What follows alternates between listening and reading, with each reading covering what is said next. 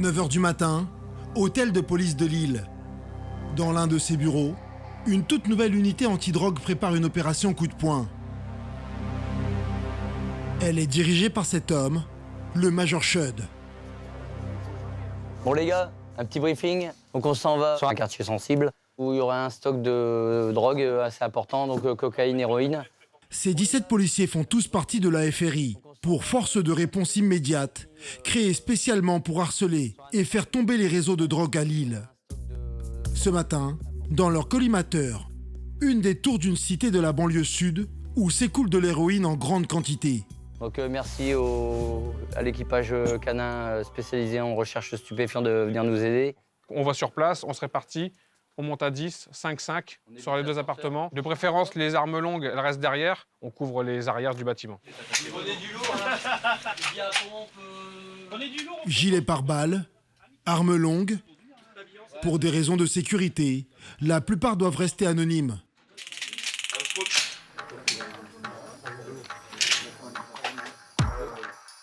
La tour où ils vont intervenir est appelée ici la tour de la mort. Donc unité FRI qui part en perquisition, je demande une unité de renfort pour les abords si possible. Les hommes de la FRI s'attendent à croiser sur place de nombreux dealers et surtout beaucoup de consommateurs. Car nous sommes le 5 du mois, une journée particulière que les policiers surnomment la Sainte Touche. C'est une expression chez nous, la Sainte Touche, parce qu'ils viennent de percevoir leur salaire, les allocations familiales, etc. Donc ils ont un apport d'argent du début de mois, donc ils viennent acheter beaucoup en début de mois. Les 4 voitures banalisées de la FRI convergent vers la cité dominée par 3 hautes tours. Fred, le bras droit de Chud, connaît parfaitement les lieux et sait que les réseaux de drogue y sont bien implantés et très organisés. T'as les deux tours là-bas, là, qui sont les tours vertes où ça vend de la bœuf. Et à droite, la tour rouge, qui est surnommée la tour de la mort, parce que c'est là où ils vendent de la mort, quoi. L'héros, la coque. Ça klaxonne. Ça klaxonne. À leur arrivée, un groupe de jeunes se met à hurler. On les appelle les choufs, des guetteurs. Ils avertissent les dealers positionnés dans les différents étages. Ça, c'est la tour à bœuf. Hein. Eux, ils sont payés 80 balles par jour pour être en bas et dire attention, ils arrivent. La voiture de la FRI est prise pour cible. Regarde. Une bouteille éclate au pied de la portière. Là, c'est pour nous dégager, hein. Clairement. Hein. Le problème, c'est que nous, on part pas, quoi. Allez, on y va.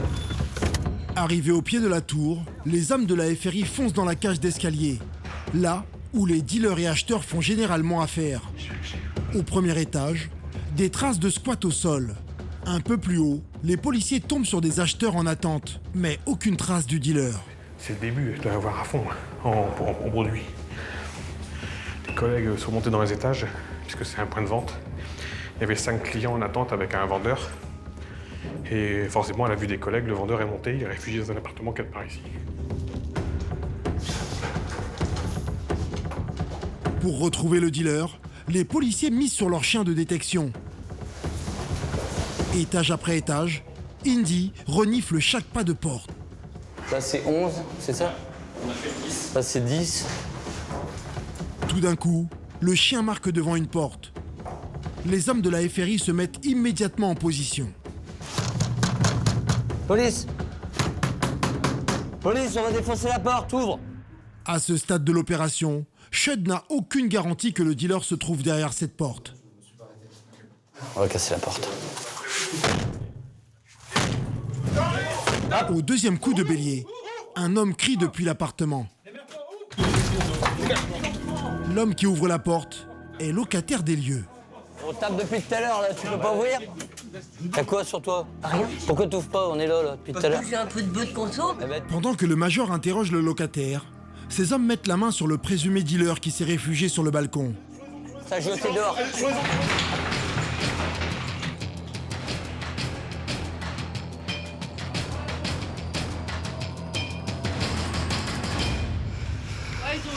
C'est de la merde et tout. En bas de l'immeuble, les hommes de la FRI sont les premiers à récupérer le sac qui semble contenir de la drogue. Au vu de notre assistance devant la porte, hein, il a fait la sourde oreille et lorsqu'il a vu qu'on allait défoncer la porte, il s'est débarrassé de la matière stupéfiante. Pendant ce temps-là, le dealer présumé est tenu à l'écart dans une pièce de l'appartement. ce pilote là. Le locataire, lui, se justifie comme il peut de la présence du suspect chez lui. Moi, je l'ai laissé rentrer parce que... Pourquoi? Parce que je le connais, c'est un gars qui avait la Ouais. S'il pouvait aller aux toilettes comme ça, je l'ai laissé rentrer, il m'a pas dit que vous étiez derrière lui. Je vais regarder après. J'ai joué. Comme le veut la procédure, Fred, équipé de gants, procède à l'inventaire du sac sous les yeux du major Schud. Il y a un sac d'argent, Ouais. d'héroïne, encore d'héroïne.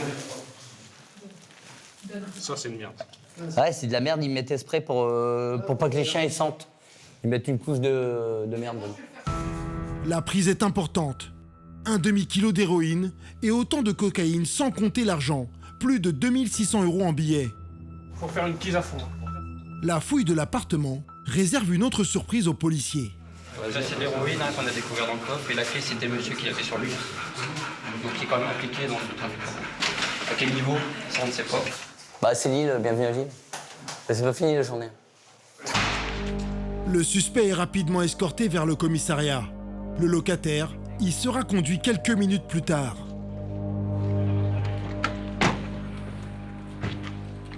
C'est un supermarché. Ça génère des milliers d'euros par jour et des kilos de drogue par jour. Mais on sera là, on sera toujours là. La tour de la mort, comme l'appellent les hommes de la FRI, n'a pas livré tous ses secrets. Et ils vont vite s'en rendre compte. Avec un chiffre d'affaires estimé entre 3 et 4 milliards d'euros, le trafic de stupéfiants est considéré comme le premier marché criminel en France. Tu vois, disons, shit, on va parler ou pas? On barrette. 240 000 personnes vivent du narcotrafic. Des guetteurs jusqu'aux têtes de réseau, répartis sur près de 4000 points de deal dans tout l'Hexagone. Un constat qui démontre l'ampleur de la tâche pour lutter contre ce fléau, générateur de violence et d'insécurité. Regarde sous les lits avant de descendre. Ces dernières années, l'île est devenue une plaque tournante du trafic de drogue. On va pas vous rater. Je vous le dis, on va pas vous rater. Planques, filatures, saisies records. Jackpot, jackpot les amis. Nous avons pu suivre une opération de démantèlement d'un réseau d'une toute nouvelle unité antidrogue de la police de Lille. Olivier en est le directeur d'enquête. Quand vous amputez quelqu'un de 150 000 €, ça fait mal, hein, forcément. Aulnay-sous-Bois, en région parisienne, est l'une des villes de France les plus durement touchées par le commerce de la drogue. Nous y avons suivi le quotidien de Vincent, commissaire de police. Sa stratégie, le harcèlement permanent des dealers pour rétablir l'autorité. À Paris, la police n'est pas seule pour lutter contre les méfaits du narcotrafic. Elle peut compter sur l'appui du GPIS, le groupement parisien interbailleur de surveillance. Tu commences à chauffer les esprits, ça va mal terminer. Salarié d'une société privée, toutes les caves sont fracturées. La nuit, ils profitent qu'il n'y ait personne pour fracturer les caves, pour essayer de voir s'il y a des trucs intéressants à voler. Erwan et ses collègues sont chargés de veiller à la tranquillité des habitants des cités. Ils ne sont pas armés, mais leur gabarit hors norme est un atout pour déloger les dealers qui squattent les caves et pourrissent le quotidien des résidents. Bref tes mains, bref tes mains. Tu vas te détendre, tu vas te calmer maintenant. On va te faire le foot, on. Bienvenue dans la lutte de tous les instants des forces de l'ordre contre les dealers. Au commissariat, les équipes de la FRI exploitent des films et photos d'une surveillance. Aujourd'hui, grâce à ces images, ils mettent enfin des noms sur les membres d'un réseau sur lequel ils enquêtent depuis plusieurs semaines. Ces images leur fournissent des indices étonnants. Pour connaître l'étage où est stocké le cannabis, ils chronomètrent la durée de l'appel à l'interphone. 10 secondes et s'appuyer. Bah, demain, il faut faire la même année. Les policiers, en faisant la même manipulation, vont du coup savoir à quel étage est situé l'appartement nourrice. Les acheteurs ont défilé de midi jusque tard dans la soirée. Avec une moyenne de 200 clients, le chiffre d'affaires des trafiquants est estimé à 8 000 € par jour. Dans ce hall d'immeubles, ils se permettent tout, et même uriner dans les étages. Ils pissent Ah, ils pisent dans le hall. Dans le bâtiment, hein, aucun respect. Là, c'est la fermeture du point. Il est 21h30, 22h. Dans cette vidéo, le ravitailleur vient récupérer le cabas vert qui contient le stock d'invendus et les bénéfices de la journée. Puis, il se dirige ensuite vers le parking. Là, il procède à un échange avec un homme que l'on voit compter des billets dans une voiture. Et c'est le même manège tous les soirs. Les enquêteurs suspectent l'homme dans la voiture d'être le banquier du réseau. Ils vont organiser sa filature.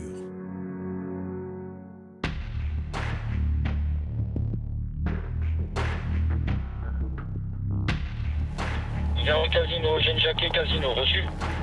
Ouais, reçu, je suis dans la petite Alma, je vais le voir passer à mon avis. Il est là, il passe devant. Ouais, d'Olivier, je suis derrière la Mégane.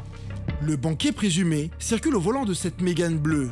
4 voitures banalisées de la FRI vont se relayer toute la nuit pour connaître sa destination finale. Olivier dirige l'opération en contact radio permanent avec ses collègues. Attention à tous, la Mégane va tourner pour attraper Calmette. Hein. Le but, c'est de localiser l'objectif qui est le rôle de banquier dans cette affaire. Loger son domicile. C'est lui là en face, hein, tu vois. Ouais, il a de faire le feu rouge, je le fais pas, il s'en va. Le conducteur de la Mégane vient de brûler un feu rouge. Il multiplie ce qu'Olivier appelle des coups de sécurité. Une technique pour s'assurer de ne pas être suivi. Il accélère, il ralentit fortement, après il prend des petites rues, il fait des droites-gauche. Ils sont méfiants. Très méfiants.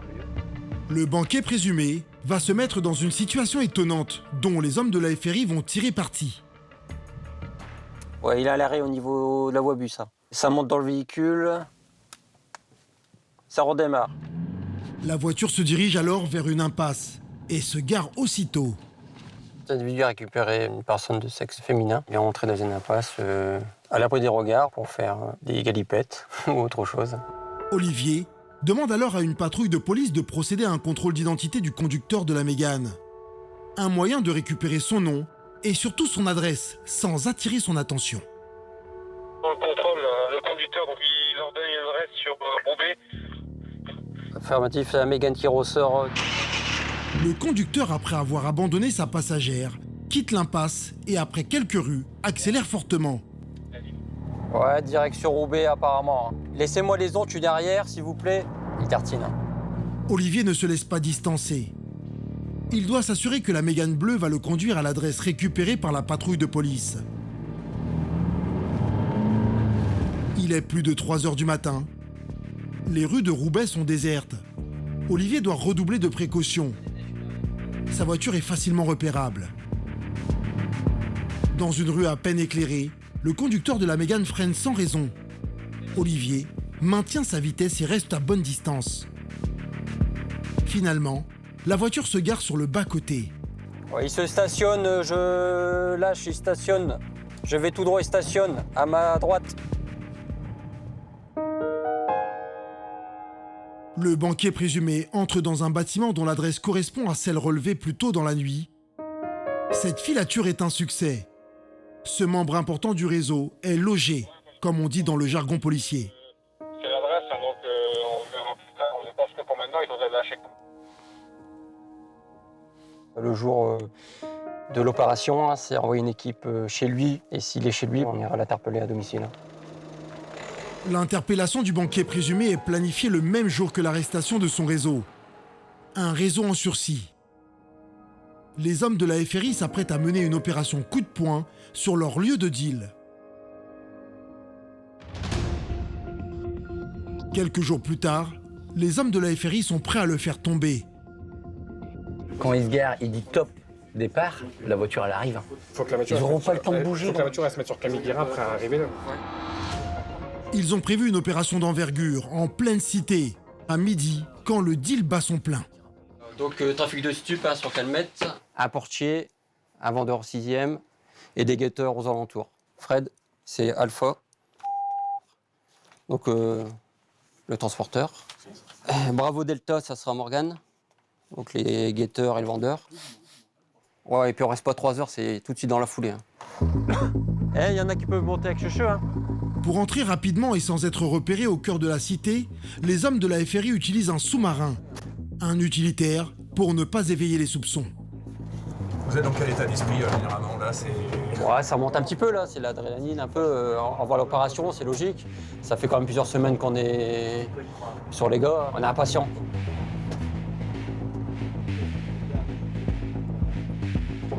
On met la cagoule parce que quand on intervient, ça fait vraiment un effet psychologique aux personnes qu'on va interpeller, quoi. Au même moment, d'autres voitures banalisées convergent vers la cité. Dans l'une d'elles, ces policiers de la FRI ont pour mission de perquisitionner l'appartement nourrice et ses stocks de cannabis. On va passer devant le... On arrive sur le parking, Top, on peut y aller. À l'ouverture de la porte, dealers et guetteurs prennent la fuite. Mais tous les accès de la cité ont été bloqués par des officiers de police. La souricière se referme sur le réseau. Olivier a récupéré les sachets de cannabis jetés dans une poubelle par le dealer présumé. Pas de temps à perdre dans la tour. D'autres membres du réseau sont à interpeller. Là, on va t'appeler les 2 vendeurs qui s'étaient cités parmi les 5. Et là, on va taper la nourrice tout de suite. Vite! Bah vite, allez, les gars, c'était vous, hein! Police! Les hommes de la FRI pénètrent dans l'appartement nourrice occupé par un homme et sa fille. L'homme n'oppose aucune résistance. Couteau, balance, chichon. Une savonnette de cannabis. Mais la plus belle saisie reste à venir. Dans une chambre d'enfant, 3 énormes sacs. Ah, c'est positif. Ah ouais. Oh là là là là là là. Jackpot, jackpot, les amis. Eh gros, regarde gros, regarde. C'est bien ça. À l'intérieur de ces sacs, de l'herbe de cannabis. Chacun pèse 5 kilos. Et dans l'un d'entre eux, des sachets conditionnés, prêts à la vente. Et le vendeur, quand il a son acheteur, il vient, il ouvre le sac, il prend ce qu'il a besoin. Généralement, c'est des 10 €, qui sont des 10 ou des 20 €. Là, je pense que c'est un 20 €. Valeur à la revente au détail des 15 kilos saisis, 150 000 €. On va faire un bilan, mais il y en a peut-être plus même. C'est plus que ce que vous pensiez. Ouais, bon, on savait que c'était une nourrice, quoi. Après, à savoir combien de kilos il stockait, c'est assez difficile parce qu'ils ramènent de petite quantité par petite quantité. Donc là, ils ont vraiment tout stocké chez une personne vulnérable. Hein, donc en fait, ils lui payent le loyer et puis ils stockent tout, quoi.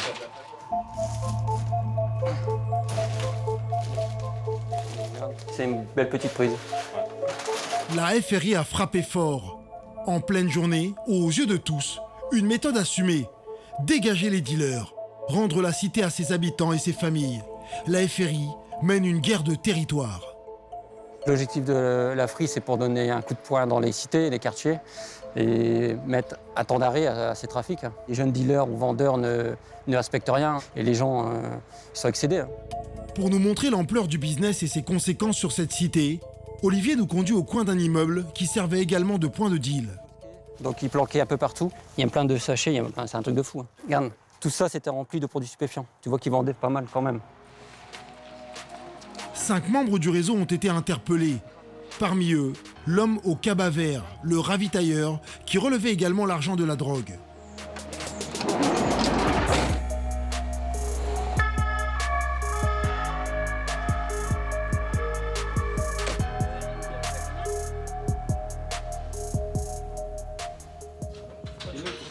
Auditionnés dans le bureau de la FRI, les membres du réseau sont tous connus des services de police.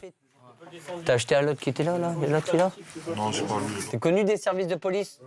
Ouais, t'es connu. On va te mettre en garde à vue et tu vas nous expliquer. Il minimise, il dit que c'est un acheteur. Alors que ça fait... il est resté toute la matinée là-bas avec eux. Et quand on court après, il jette ce qu'il a sur lui, plusieurs sachets dans une poubelle.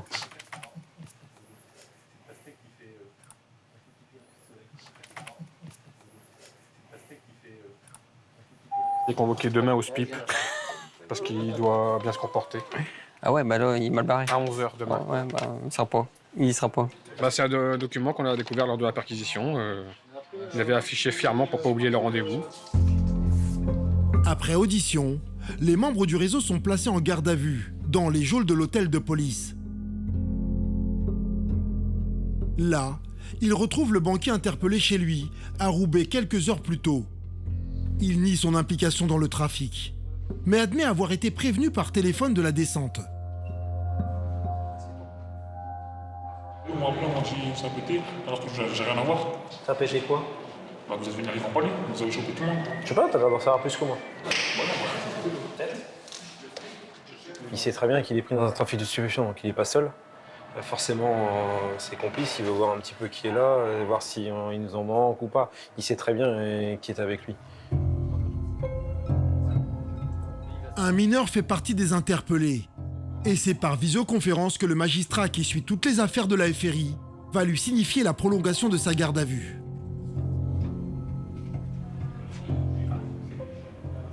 Bonjour monsieur, est-ce que vous me voyez et m'entendez bien? Je vous vois et je vous entends bien. Donc, je suis le procureur de la République à Lille. On est bien d'accord, monsieur, que vous étiez déjà connu des services de la police et de la justice pour des faits de trafic de stupéfiants? Oui. Qu'est-ce qui va se passer à votre avis, monsieur, là, après votre garde à vue? Je risque d'être déféré. Ouais, et après? Je sais pas. Eh ben, vous risquez d'aller en prison, monsieur. Voilà, je vous le dis. Parce que quand on est sous contrôle judiciaire et qu'on recommence, c'est-à-dire qu'on n'a pas compris le message, je prendrai ma décision vous concernant dans la journée. Voilà, vous pouvez réintégrer la cellule, monsieur. Au revoir. Au revoir, monsieur. Le mineur interpellé et les autres membres du réseau, dont les gardes à vue ont été également prolongés, vont donc passer la nuit en cellule.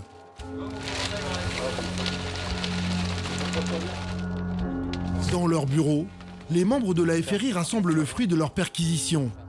Ces 15 kilos de cannabis font la fierté d'Olivier. C'est l'une de ses plus belles enquêtes.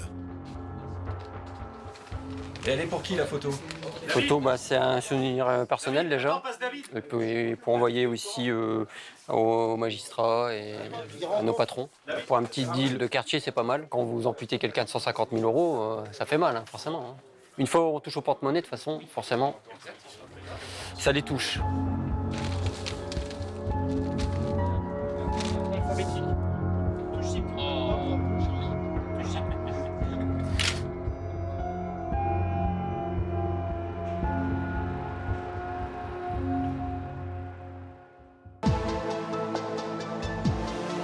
Le dénouement de cette enquête va se jouer dès le lendemain au tribunal de grande instance de Lille.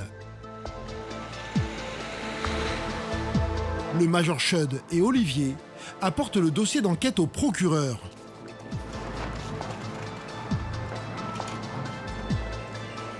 Franck Charon assure tout le suivi judiciaire depuis la création de la FRI. Son rôle, veiller à ce qu'aucune faute de procédure ne soit commise afin que la réponse de la justice soit la plus efficace. Bonjour. Comment allez-vous? Ça va bien. Bonjour. Vous allez bien? On vous ramène la procédure, les CV, les DVD, des surveillances. Bon, écoutez, impeccable. Bon, tout s'est bien passé? Oui, très Ça bien. va? Bon. Nickel. On a vu que le mineur avait été écroué hier. Il passe dans l'après-midi. Ils passeront alors a priori donc audience de comparution immédiate cet après-midi, donc à partir de 14 h. Merci, bon retour à vous. Merci, au revoir. Au revoir. Au revoir. La nouveauté, c'est effectivement l'approche de la FRI. Donc cette efficacité qu'on recherche à la fois du côté police avec la FRI, eh bien, elle se retrouve aussi au niveau judiciaire avec une réponse rapide qui est privilégiée pour ce type d'affaires. Après avoir lu le dossier d'enquête, le procureur notifie les poursuites judiciaires à chaque homme du réseau. Bonjour, asseyez-vous. Vous faites rien, vous ne voyez rien, vous ne portez rien, vous êtes juste là, monsieur, c'est ça? Oui. Ouais. Non, monsieur, j'ai rien fait, monsieur. D'accord, vous n'avez rien fait. Je squatte là-bas, je fume ma chicha Bon. là-bas, comme tout le monde. Je vous en prie. C'est chez vous, monsieur, que ces 15 kg d'herbes de cannabis ont été découverts. J'ai voulu dépanner quelqu'un, voilà. Ils ne m'ont pas dit les quantités qu'ils avaient ramenées. Ouais, vous les avez vus, monsieur? Non, j'ai pas vu. Le 19 décembre 2013, première condamnation pour trafic de stupéfiants.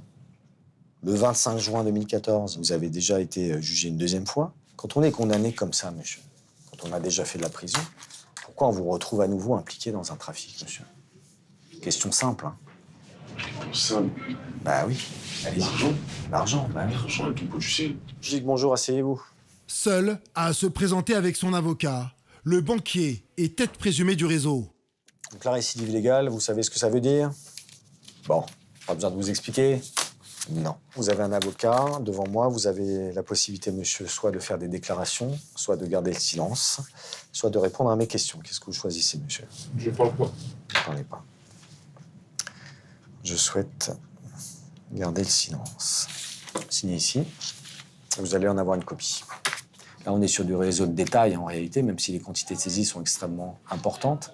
Donc le tribunal adaptera évidemment en fonction de la nature des faits. Si c'est un trafic qui est matérialisé depuis maintenant plusieurs mois, plusieurs années, donc avec un impact social beaucoup plus lourd, évidemment les sanctions seront plus lourdes aussi.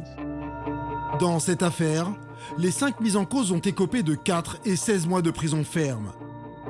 Pour le major Schud, cette réponse immédiate de la justice fait écho à la rapidité avec laquelle la FRI traite ses enquêtes. La FRI est force de réponse immédiate de la police et réponse immédiate de la justice dans la foulée. On a eu sur 110 gardes à vue, 35 mandats de dépôt quand même. Les gars sont allés en prison.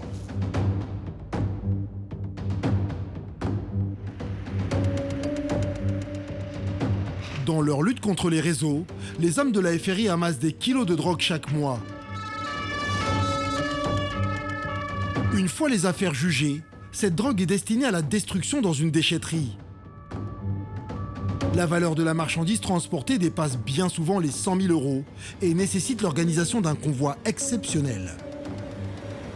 Quand on parle d'incinérateur, détruire une telle quantité de drogue, ce serait pour une éventuelle attaque. On est bien suivi quelquefois à la sortie du commissariat personnellement par des délinquants. La déchetterie se trouve en dehors de l'île. Avec une telle cargaison, les voitures de la FRI ne se permettent aucun contretemps. Il faut aller vite. La localisation de l'incinérateur doit rester secrète.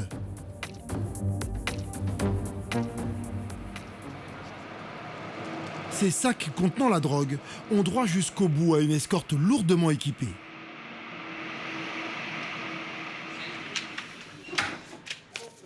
Merci à vous. Bon, on va mettre les casques. On va mettre les casques. Et on va se diriger en haut des trémies.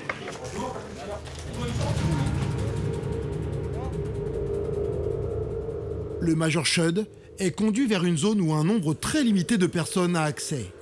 C'est la fosse qui alimente l'incinérateur. 5 kg 200 d'herbe de cannabis.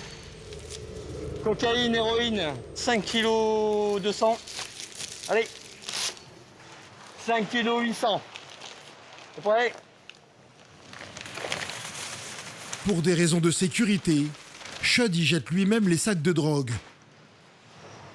Donc là, on va balancer une pelle de 5 tonnes sur l'ensemble des scellés. Ça descend directement dans la chambre de combustion. Il n'y a aucun moyen de récupérer quoi que ce soit.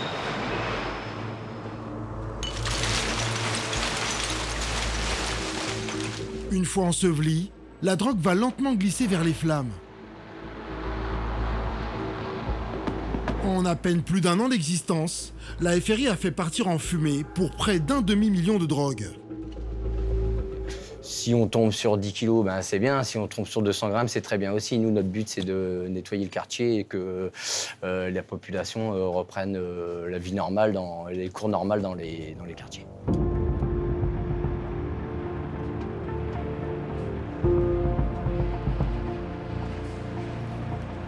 En très peu de temps, la FRI est devenue la nouvelle bête noire des réseaux de drogue à Lille. Mais aucun de ces 17 hommes n'est dupe. Cette lutte contre les réseaux de trafiquants n'est pas prête de toucher à sa fin.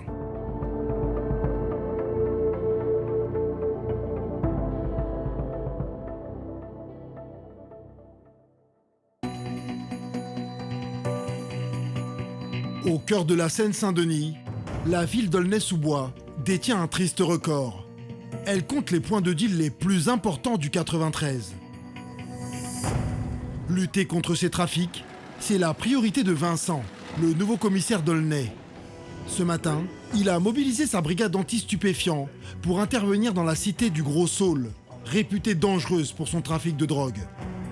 Objectif, surprendre les dealers en flagrant délit. Ça, à gauche, sur la butte. Top intervention.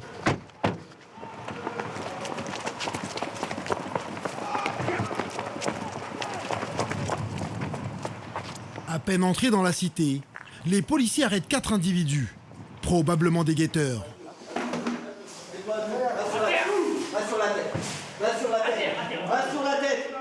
À terre, Vincent ne vient pas ici par hasard. Il a obtenu des informations précieuses.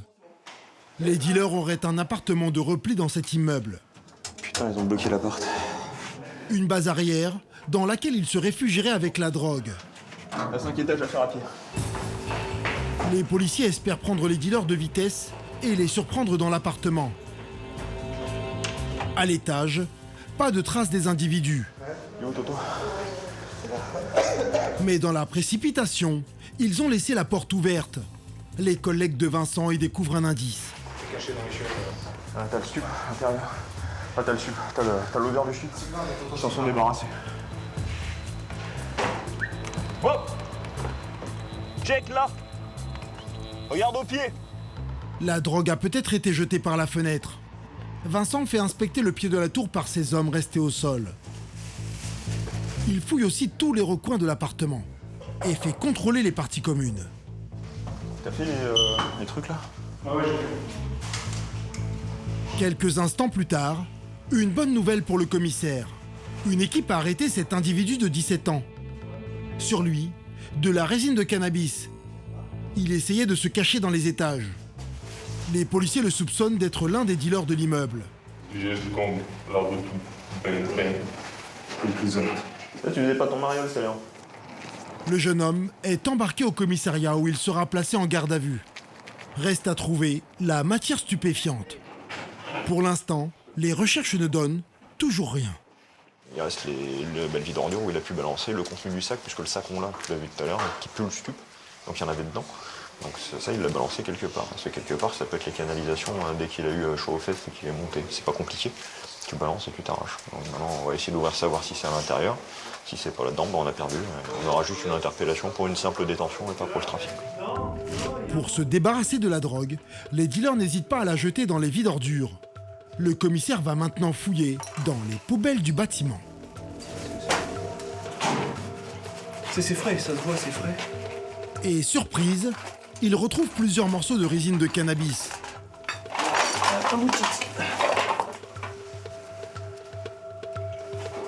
Mais difficile de savoir d'où ils proviennent vraiment. Je peux pas dire si ça a été balancé là ou si ça a été balancé une fois d'avant. Mais bon, c'est de la résine, c'est ça. Ce qu'on aimerait trouver là, c'est un sac conditionné. Pour Vincent, cela ne suffit pas. Il pousse les recherches ailleurs, sur le parking de l'immeuble. Et ses efforts vont finir par payer. Il va me falloir un véhicule, faire enlever un véhicule là sur le secteur Gros Saule. Vous faites quoi là? Putain, et parce qu'on a eu un mec tourner autour tout à l'heure, le gars qui était dans le hall de l'immeuble, qui avait l'air un peu sûr de lui. Et ben voilà. À l'intérieur, les sacs qu'il recherchait. Comme tu vois, c'est conditionné. Donc c'est quoi? Bah, c'est des barrettes de stup. Donc il va falloir qu'on perquisitionne le véhicule, sauf que le proprio il est pas là. Donc on va ramener ça au commissariat, trouver 2 témoins et faire la perquisition du véhicule. Mais comme tout est ouvert, c'est à tout vent, tu vois. C'est une bonne nouvelle ce que vous venez de trouver? Bah ouais, on est en train de relier les petits wagons de l'histoire. En fait, le stup n'était pas planqué à l'intérieur de la tour, mais c'est le gars qui était en bas qui faisait le relais. Faut avoir des petites quantités, parce que comme ils ont un coup de chaud qu'on avait fait un contrôle ce matin, j'étais pas sûr qu'on n'avait pas laissé des collègues à l'intérieur. Donc bah, bilan des courses, ils ont mis un véhicule à côté pour mettre le stup à l'intérieur. Et comme tu vois, il est conditionné là, c'est le peu qu'on a découvert. Il faut qu'on ouvre tout et qu'on tourne complètement la voiture. À l'arrivée, la saisie est importante. Chez le jeune homme qu'ils ont arrêté, les policiers retrouveront plus de 350 € en liquide et de nombreux sachets d'herbe et de résine de cannabis, près de 500 grammes. Cela c'est 30 € à la revente, et ici c'est 10 €. Ça c'est ce qu'on appelle des olives, c'est 50 € pièce. Ça c'est 20 € la barrette et ça c'est 10 € en moyenne de barrette, quoi. Il y a peut-être la soirée qui va arriver derrière, mais ça c'était pour la vente de la journée. Une prise qui rejoint l'armoire à saisie, déjà bien garnie du commissariat. Ici vous avez presque 4 kg en résine, avec l'équivalent donc en herbe, 1,2 kg d'herbe qui ont été pareil saisis le même jour dans les tours, avec aussi quelques plaquettes de résine. Donc voilà. Donc, ça c'est en attente, normalement ça part à la destruction. Les collègues de Vincent sont satisfaits de leur prise. Le jeune dealer présumé sera inculpé pour trafic de stupéfiants. Il risque jusqu'à 5 ans de prison.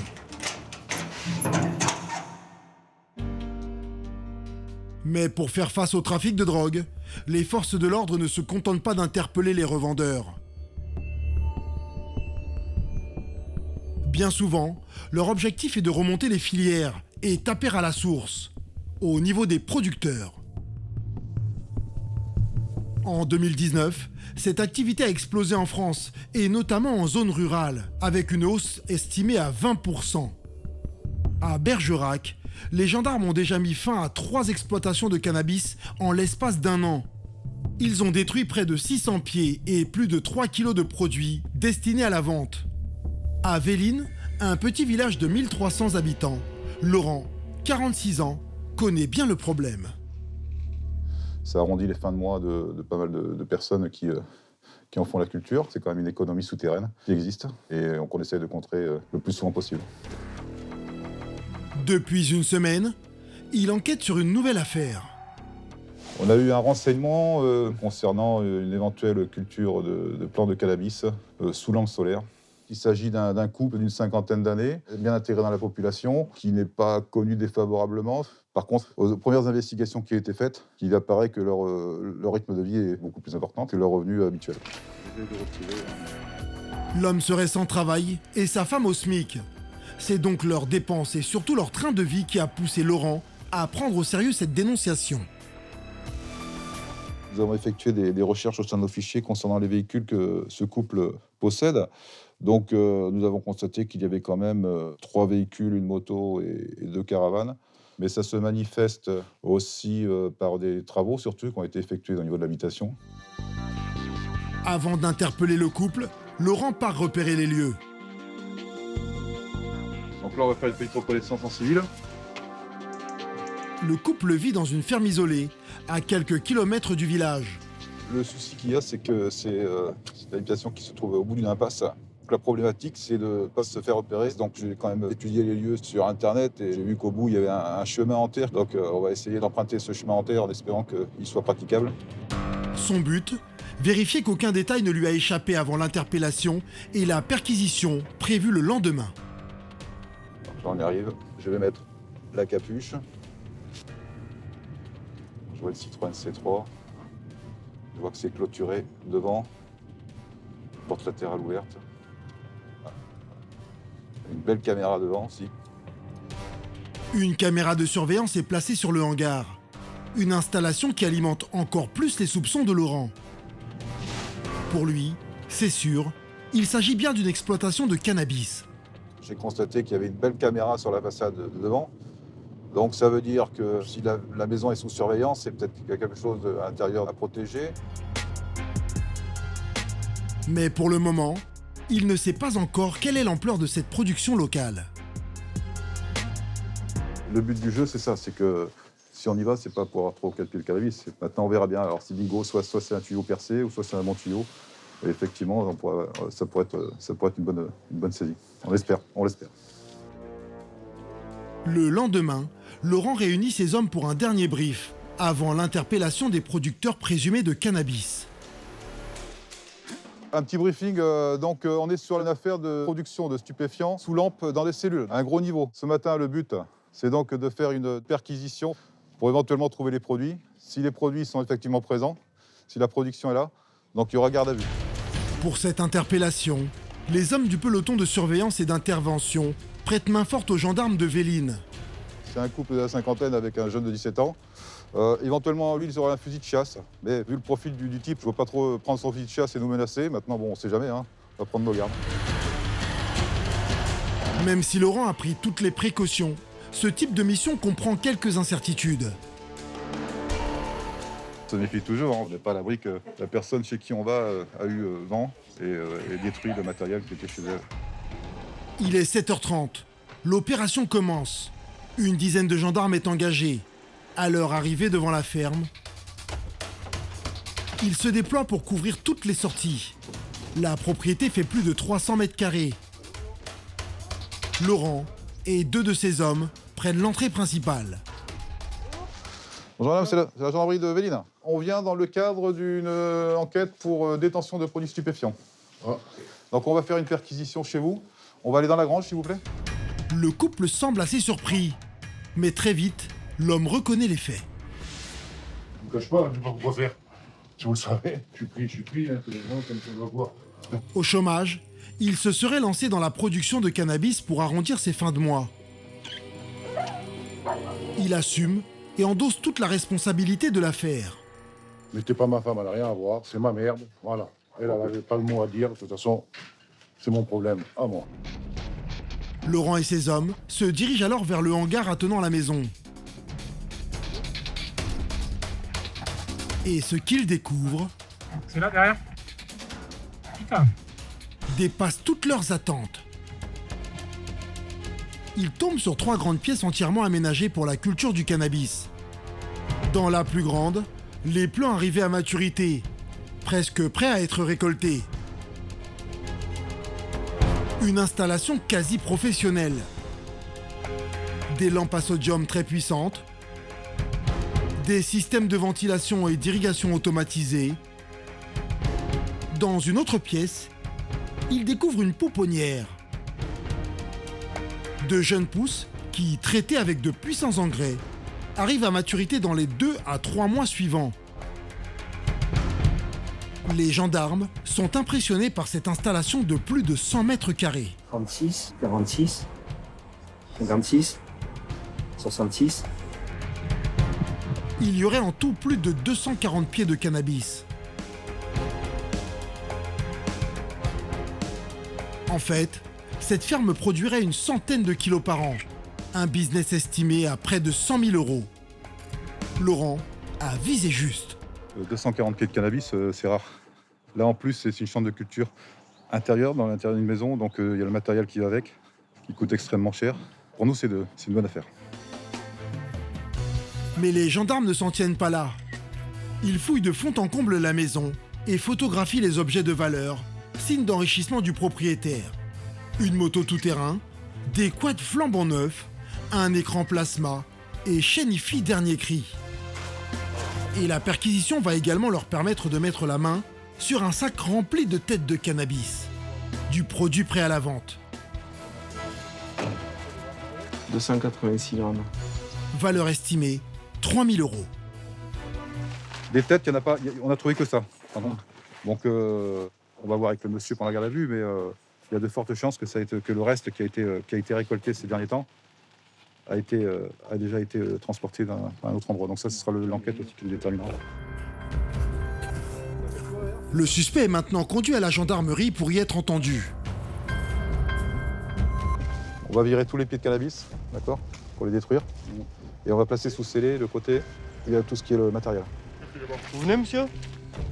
L'homme encourt une lourde peine. La production de cannabis est considérée comme un crime. Le code pénal prévoit une peine maximale de 20 ans de prison et plus de 7 millions € d'amende. À la brigade, Laurent commence immédiatement son audition. Allez, suivez-moi. Son objectif, obtenir des aveux complets, mais aussi les noms de ses acheteurs et les détails de son trafic. Bon, comment ça va? Vous êtes placé en garde à vue pour une durée de 24 heures, qui est pas trop renouvelable 24 heures, d'accord? Ok, pour les faits de détention de produits stupéfiants. Bon, vous avez été surpris de nous voir ou pas? Bah, surpris si, mais bon, voilà, un jour ça allait m'arriver. Ah ouais? Vous arrivez chez moi, c'est quelqu'un qui m'a dénoncé, de toute façon. L'homme pense avoir été dénoncé. Son face-à-face avec Laurent commence. Quelques heures plus tard, les 2 militaires chargés de la saisie des plants de cannabis et du matériel pour son exploitation reviennent avec un camion plein à ras-bord. Ils ont démonté toute l'installation. Là, on a les au sodium. Plus de 10 000 € de matériel. Voilà, des minuteurs. Programmateurs. Les lampes qui sont là. Un équipement qui ne laisse aucun doute sur le caractère professionnel de cette production. C'est un investissement, hein. C'est acheter à l'achat, mais après, je pense qu'il s'y retrouve. Tout ce matériel sera détruit quelques jours plus tard. C'est la fin de cette ferme de cannabis. C'est bon au niveau des pièces? Tu as pu mettre en état?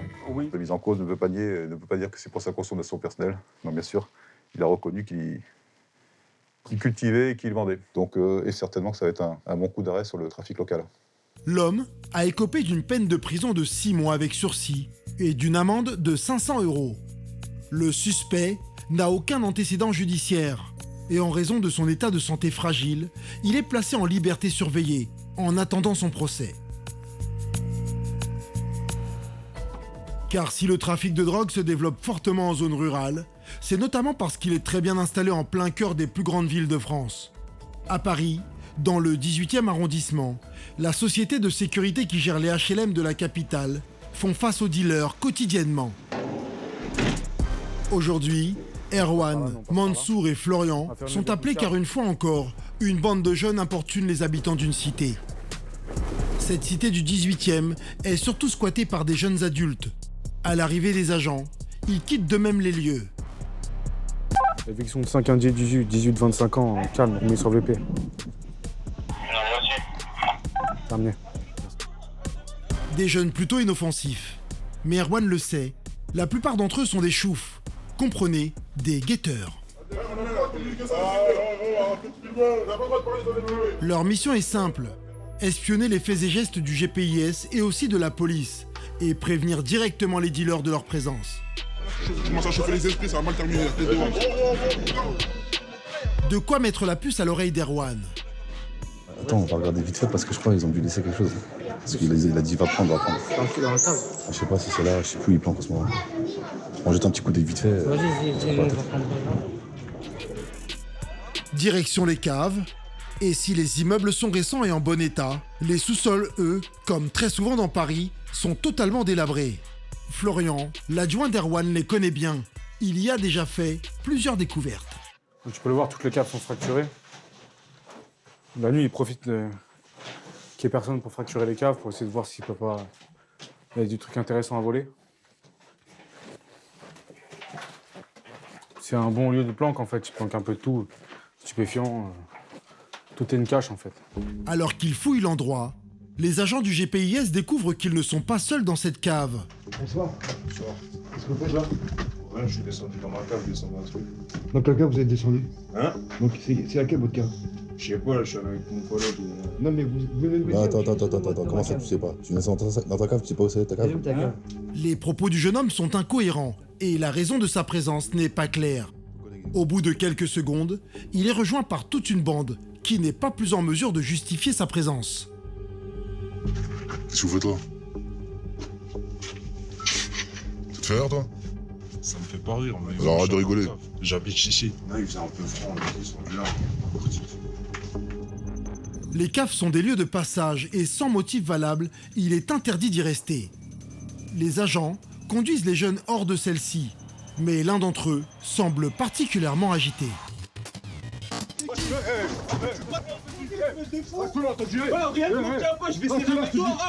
Ses amis, eux, ne préfèrent pas s'en mêler. Mais une fois encore, devant le mètre 95 d'Erwan et ses 120 kilos, le ton baisse. Hey, toi, tu vas te détendre. Hein? Tu vas te détendre, t'as compris ce que je dis? Tu vas te calmer maintenant. On va te faire le foot, toi. Bonsoir, Les jeunes finiront par quitter les lieux sans broncher.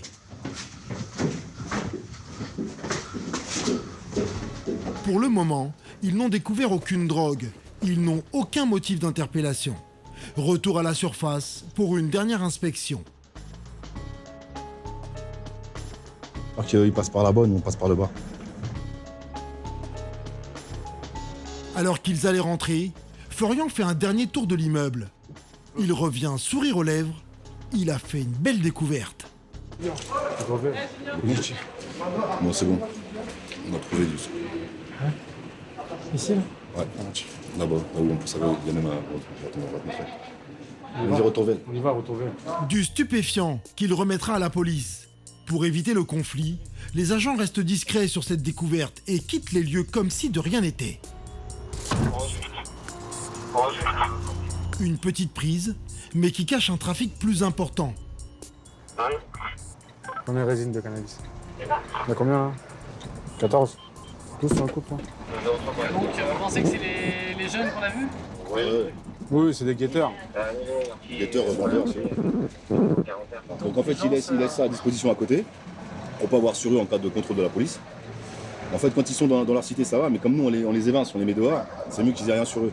Et quand il y a un client qui arrive, il lui dit ouais, patiente 2 minutes là, tu veux quoi, un ou deux, et ils vont chercher, puis ils lui ramènent, ils prennent l'argent, ils ramènent. Des sachets de résine de cannabis conditionnés de façon professionnelle. Cela n'étonne pas Erwan et Florian.